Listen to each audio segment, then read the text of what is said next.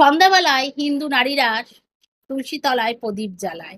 কিন্তু সন্ধ্যাবেলায় এত জায়গা থাকতে তুলসী তলায় কেন প্রদীপটা দেয়া হয়? সেই কথাই বন্ধু তোমাদের কাছে বলবো। পুরাণে কি লেখা আছে? যদি আমার কথাগুলো তোমাদের ভালো লেগে থাকে অবশ্যই লাইক, কমেন্ট, শেয়ার দিয়ে পাশে থাকবে, ফলো দিতে ভুলবে না। নারায়ণের জন্য যখন তুলসীর সতীত্ব নষ্ট হয়ে যায়, তখন তুলসী নারায়ণকে অভিশাপ দিয়েছিল, "তুমি যেন পাষাণ হয়ে যাও।" ভগবান যা কিছু করে তার পিছনে অনেক উদ্দেশ্য থাকে, তার লীলার পিছনে। এবার ভগবান বলল, "তুমি আমাকে অভিশাপ দিয়েছো, আমি তোমাকে অভিশাপ দেব না, তোমাকে আমি আশীর্বাদ করব।"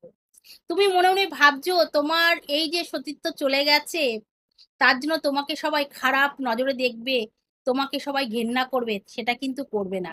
আমি আশীর্বাদ করছি, আজ থেকে যে নারী তুলসী তলায় তোমার উদ্দেশ্যে প্রদীপ জ্বালাবে, তার মনোবাঞ্ছা পূর্ণ হবে এবং তার সংসার থেকে এর সব মানে সব অকল্যাণ দূরীভূত হয়ে যাবে এবং তার ঘরে শান্তি বিরাজমান হবে।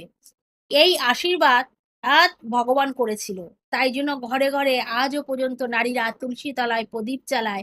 সেই তুলসীর কথা ভেবে যে আমরা প্রদীপ জ্বালালে এ উম আ মানে তুলসী দেবীকে শ্রদ্ধা জানানোর জন্য আমরা সেই প্রদীপ জ্বালাই ভগবানের কথায়।